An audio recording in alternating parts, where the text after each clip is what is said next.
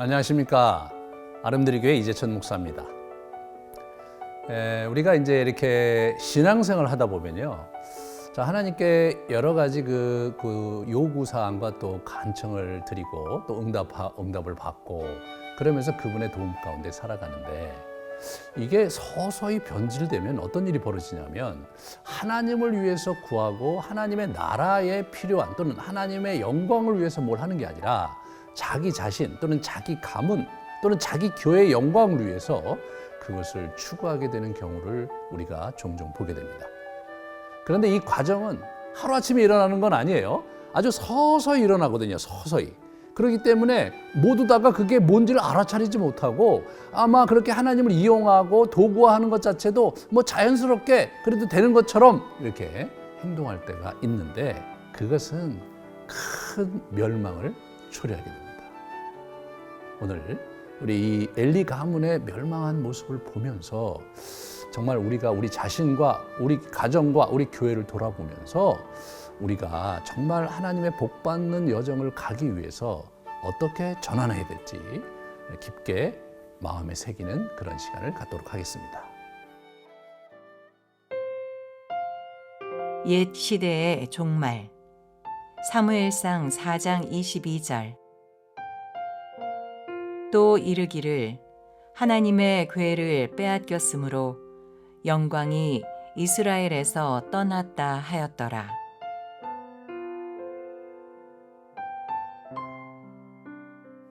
네, 우리가 오늘 본문에서 엘리 가문이 이제 몰락하는 그런 슬픈 이야기를 우리가 읽게 됩니다. 어쩌다 이 집안이 이렇게 됐을까? 우리가 한번 잘 생각해 보면 이미 사무엘이 태어났을 때부터 이 집안에 문제가 많았습니다. 하루아침에 이렇게 몰락한 게 아니에요. 그런데 이 엘리 가문은 사실 그 당시 이스라엘의 영적인 지도자였고 이들 중심으로 하나님을 섬기는 그러한 상황 가운데 있었는데 그것이 큰 문제인 거죠.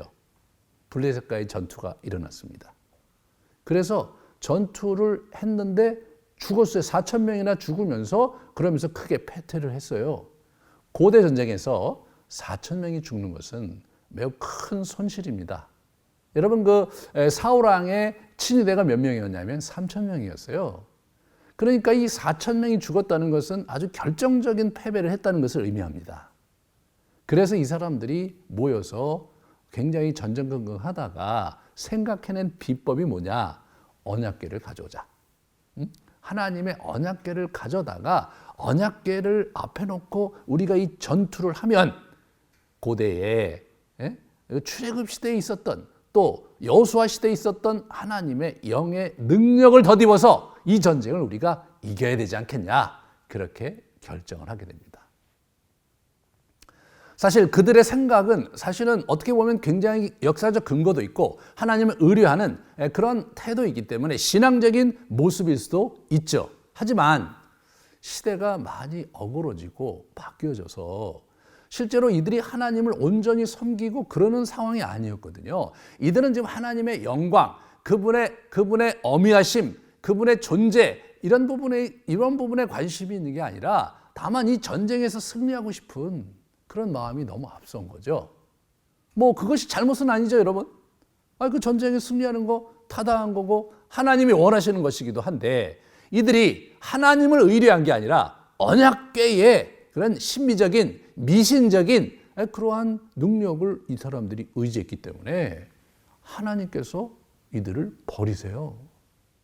스스로 언약궤가 블레셋에 빼앗기는 것을 허락하세요. 나중에 물론 다음번에 보겠지만 그 하나님께서 친히 언약궤를 다시 이스라엘로 가져오시는 그런 일들이 벌어지거든요.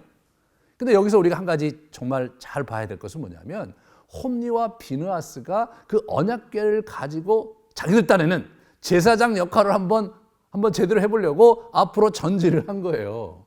하나님이 아주 싫어하는 두 사람이죠. 경건하지도 않고 경고도 듣지도 않고 지 멋대로 불량배처럼 그렇게 살아가는 두 젊은 친구가 언약궤를 지었으니 참 이 얼마나 하나님의 어떤 진노와 그리고 하나님의 분개를 얻었겠습니까? 아니나 다를까 그 전투가 패배를 했고 많은 사람이 죽임을 당했는데 홈리와 비나스도 죽었습니다. 그 소식을 이제 한 그 병사가 열심히 달려와서 엘리 제사장에게 그 얘기를 합니다. 엘리 제사장에게 얘기를 하는 거예요. 당신의 두 아들이 죽었다. 사실 엘리 제사장은 그것보다 더 중요한 게 뭐였냐면 그래서 언약궤가 어떻게 됐는데 그래서 우리가 승리했는지 패배했는지 그런 것이 굉장히 중요했는데 우리가 완전히 패배했고 언약궤를 빼앗겼다. 이 얘기를 이 엘리 제사장이 듣게 됩니다. 여러분, 지난 수백 년 동안 언약궤가 지어지기, 출애굽 상황에서 시내산 앞에서 언약궤를 만들어서 지난 수백 년 동안 이것을 간직해 왔는데 언약궤를 빼앗긴 적은 단 한 번도 없었습니다, 여러분. 엘리로서는 너무나 수치스럽고 너무나 죄송스럽고 그리고 견딜 수 없는 충격이었어요. 그래서 너무나 충격을 받아갖고 이 친구가 넘어졌는데 이 의자가 뒤로 자빠져서 넘어졌는데 참 이 성경이 표현하는 게 아주 그 상징적입니다. 이렇게 표현하고 있어요.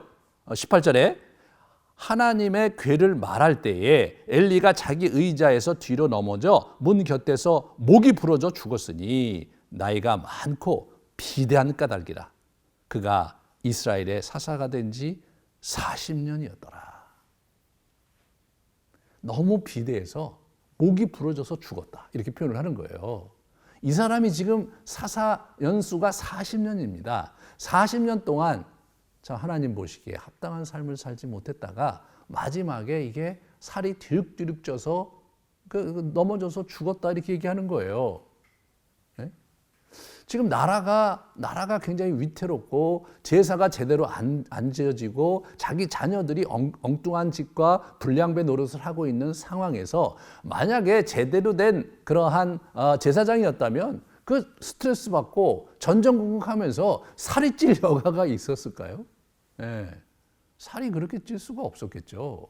뭐 세상이 어떻게 돌아가든 자기 아들들이 어떠하든지 간에 자기 마음은 편하고 뭐 안 되면 할 수 없고 하나님의 징계를 받으면 또 뭐 그럴 수밖에 없는 거지 허허 하면서 살아온 세월이 40년이었습니다.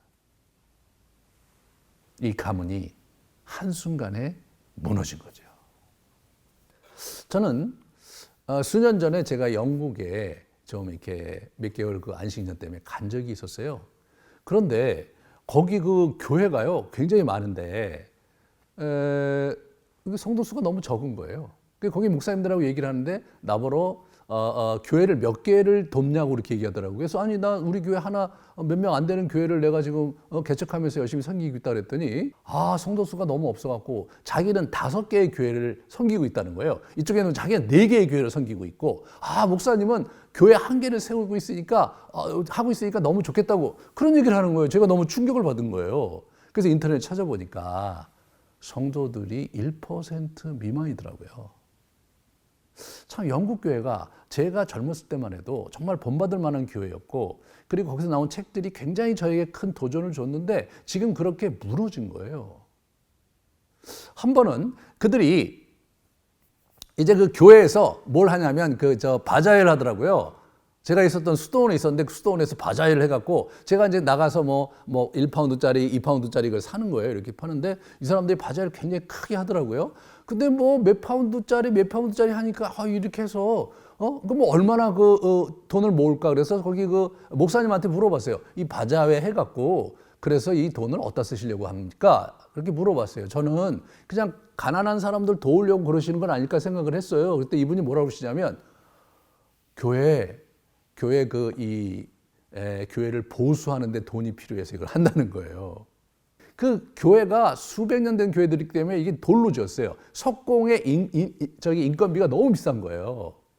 그래서 그냥 이렇게 해갖고 그럼 이거 갖고 되겠습니까? 턱도 부족한데 성도들은 사실 헌금할 생각을 안 한다. 답답하다. 막 그렇게 얘기를 하는 거예요. 그래서 제가 석공이 그렇게 많이 돈이 듭니까? 그래서 물어봤더니 목사님 그 상상도 초월할 수 없는 굉장히 많은 돈을 줘야 돼요. 그렇게 얘기하시더라고요. 저는 속으로 생각했어요.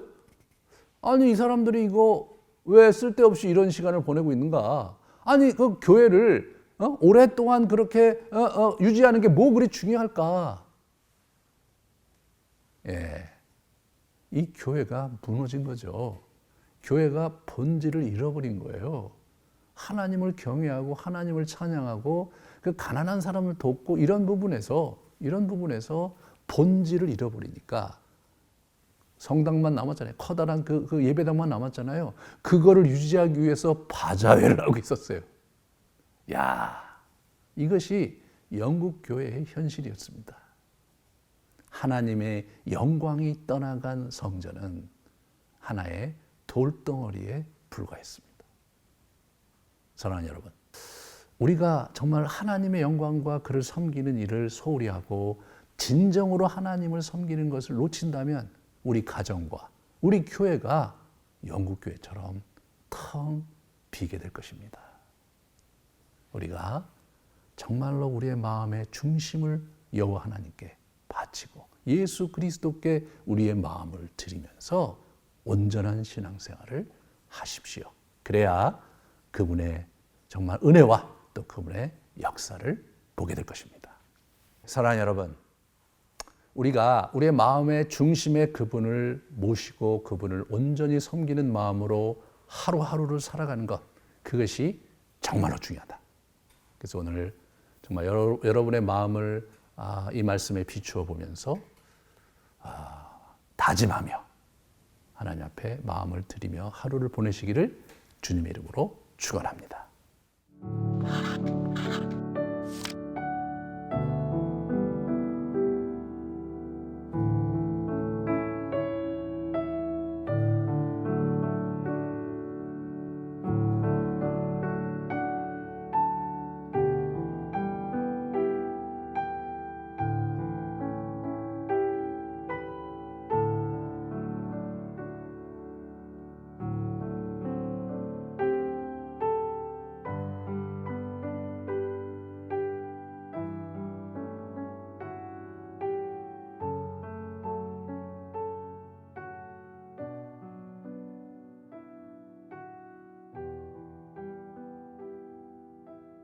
기도하시겠습니다. 하나님, 엘리 가문의 이야기가 하루아침에 무너진 것이 아니었습니다. 그에게 여러 차례 기회가 주어졌지만 돌이키지 않았기 때문이었습니다. 하나님, 이 코로나 상황 속에서 혹시 주님께서 우리에게 경고하시는 바가 무엇이며 우리 자신이 바로잡아야 될 바가 무엇인지를 깊이 성찰하면서 주님 앞에 온전히 나아가고 우리의 삶을 제대로 된 길로 들어서게 하여 주의 축복의 길에 우리가 큰 은혜를 누릴 수 있는 자들 될 수 있기를 소망하오니 우리와 함께해 주시옵소서. 예수님 이름으로 기도합니다. 아멘.